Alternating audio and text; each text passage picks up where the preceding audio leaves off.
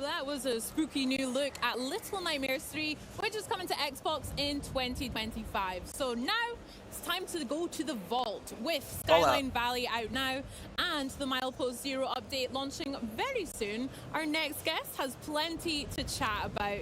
Here to give us more on the latest from Fallout 76, please welcome Milepost Zero Creative Director John Rush. John, awesome. What's up, John? Thank you so much for joining me. How are you today? Oh, great. Thank you for having me. This is awesome. Heck yeah. Let's talk some Fallout, shall we? If you haven't played Fallout 76 recently, everybody, I did play it earlier this year for a little bit after the show. I highly recommend you check it out. Fallout 76 is a lot of fun. If you haven't played it since launch, it's a much different game these days. Can you tell me a little bit more about what that impacts your development timeline from... But you can also play it as a single-player RPG. This is not my internet. It's their internet.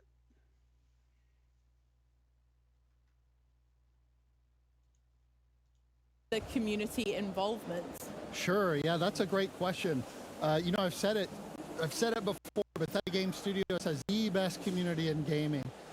They're so great at giving feedback, saying what's not working, saying what they'd like to see. So the team always makes sure to stay on top of all that feedback, whether it's I did a few guides around Fallout 76. I did a beginner's guide. And what we do is we kind of boil it down. Played it for a couple weeks, like 2 or 3 weeks after the show came trends, out. Right? And what features can we make to satisfy these things that players want, and how do they fit across the timeline while satisfying our builders and our adventurers alike.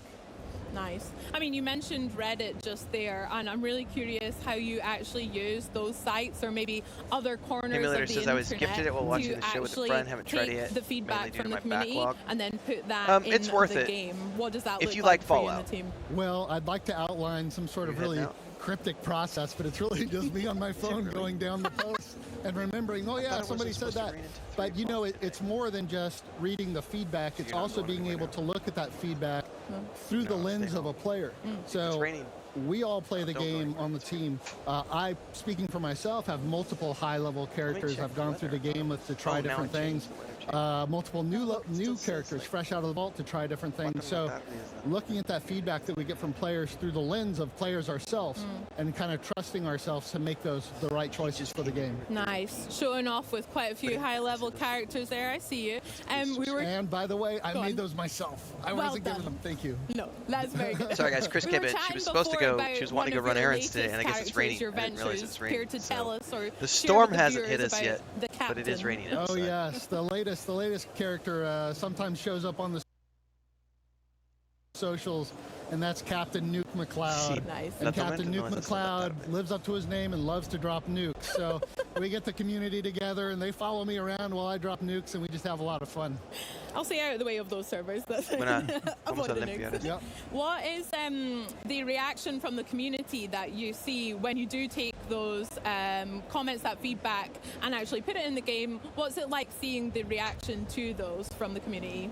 I think it's great. It's the type of feedback that we kind of get over time, right? Because it's not so much taking a specific thing like I want a neon green wig or something like that. It's looking at, hey, I'm looking for more things to do at the end of the game. I want more challenging experiences. So as those features kind of come out further down the road, we Fallout see 76 is probably the one game that I wish I had more time to play to get through the content, because I have genuinely enjoyed all of the content I've seen. Character creator, but I've never gone. So maybe a neon you know, I've probably only logged 20-25 hours We've got plenty to into do the story. In Skyline Valley at the moment, and there's hundreds of hours of storyline content at this point.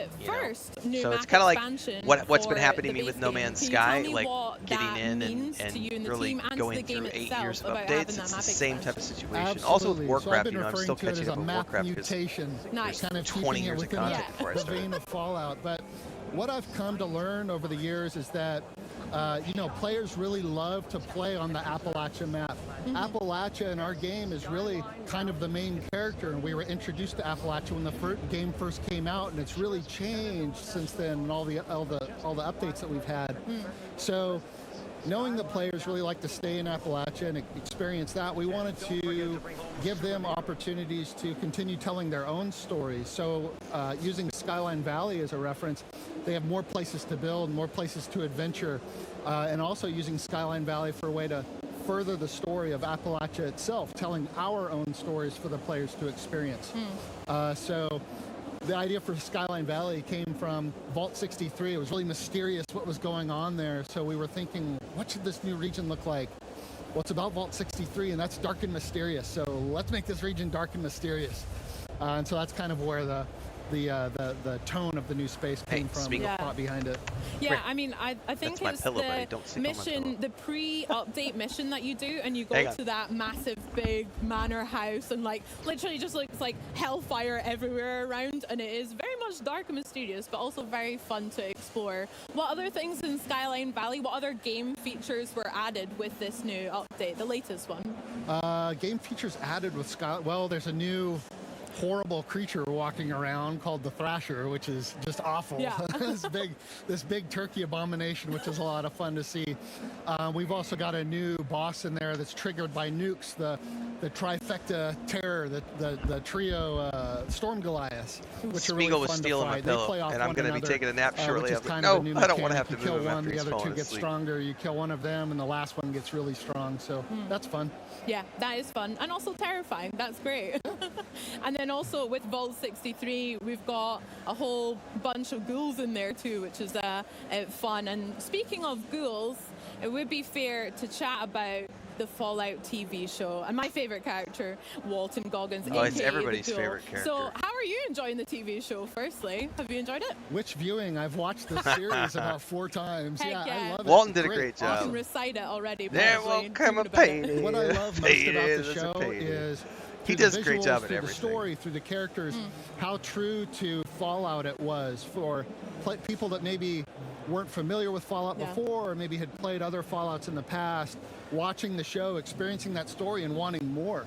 Where can they get it? Come to Fallout 76, come to Fallout 4, come to 3. So it's been great seeing that influx of players coming in. If you haven't paid attention or seen the press releases, like the Fallout show, you're so right. I think I was did the same thing that before the TV some of these other shows, like the Witcher show, and immediately other shows have that done, same like feeling that I had playing Fallout 4 when that first launched. Bringing new people to the franchise. The numbers for Fallout games overall, especially Fallout 76, have been incredibly impressive. The TV show just encapsulates everything. You're so right. And Microsoft would be stupid to not take advantage of that. So I would anticipate Fallout 76 as well. We've seen some. We get something sooner maybe rather some than new later. jumpsuits added, vault suits. What other parts has influenced the game? Sure. So with the show, we made very specific offerings that had specific ties to the show, like Lucy's backpack or the cowboy duster, which players really love, and they're very Fallout, thematic to Fallout. So it's great to add those. I would say, you know, from the reception the show has gotten, it's really sort of emboldened us to continue taking the game in the direction we have been. It's sort of fortified in our brains the decisions that we've been making that are, you know, very, very true to Fallout, and it's really got us pumped for what's coming up down the road. Heck yeah. Can you tell me your favorite character? From the show? Yeah. It's got to be Thaddeus. Hell. Why aren't I dead? Yeah, it's great. It's so funny. Thaddeus is great. Thaddeus is good. I like all the characters, but Thaddeus had me laughing, yeah. Stunning. Now, we've mentioned a wee bit about Skyline Valley, but obviously we have Milepost Zero coming up very soon. What can players look Defiance forward was to very in much this sort of avant-garde, trying to do something very really different, blending an MMO together with a TV show. Conceptually, it was really awesome. Back there, which was a lot of fun. Unfortunately, awesome. We've also got a new. The show was really good. I loved the show, system, but ultimately it didn't have enough viewership to survive past what, 2 or 3 seasons. Their builds, gives them a bit I think it was more 3 control. seasons. And we've got then, best builds, the game kind of went a shortly great after step that. forward for our builders, and being able to connect them so they can share their builds in game much easier, and show appreciation to one another. If you run across a best build camp that you like, you give it a thumbs up, and upvoted camps with most thumbs up get featured on multiple servers across Appalachia, so it's really cool. That sounds sick. I'll definitely be challenging myself. I love games like Fallout, and then also in Elder Scrolls Online, and then I love building in The Sims as well. So yeah, definitely I'll be building and maybe taking some inspo from the rest of the community as well. That sounds awesome. Cool. I can't wait for that. Now, you mentioned as well, you've seen some of the fans playing it here on the booth at Gamescom, and then also in the public test server just now. How have you found the reaction? Are people happy with it? Are you excited? Have you been taking notes as well? It's great. You know, I think awesome. Overall they're really excited. Again, it goes back to giving our players the tools and the agency to make their own stories in the game. So what better stories are you going to come up with than running the perilous route of Skyline Drive while being assaulted by giant thrasher turkeys and raiders, you know, doing caravans with your friends. It's just super cool. Yeah. There's some many new adventures to look forward to. That's so sick. Now, can't wait for Milepost Zero, but John, is there anything else that you want to share with me today maybe? Maybe there is. You know, what do we got? We've talked about Milepost Zero quite a bit. Yes. Milepost Zero is awesome. We know that's coming out pretty soon, September 3rd. We've got Ghouls coming out early next year. What's in between? We've got an exciting update coming out this December. This December, players get to experience the Gleaming Depths. Heck yeah. Raids the Gleaming Depths. This is an end-game experience for our most hardcore adventurers, full of nasty bosses that are tough to take down, big challenges, teamwork.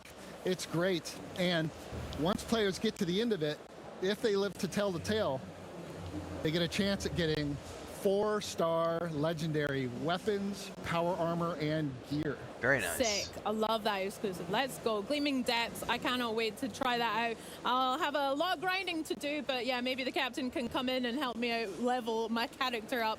Love that so much. John, I've got one more question that I'd love to know the answer for. Would you rather eat a fried rad roach or some glowing fungus stew? I think I'd go with the stew. So I'm not going to get into specifics, but I kind of already have a preference from past experience. I have had glowing rad roach before. I was at the show premiere. It was absolutely fantastic. I would never turn down the opportunity to have that again. So glowing rad roach. Glowing rad roach. There we go. We heard it here. John, thank you so much for chatting with me, and thank you for joining us. Now, fans obviously won't have to wait long at all for the next Fallout 76 update. Milepost Zero launches September 3rd.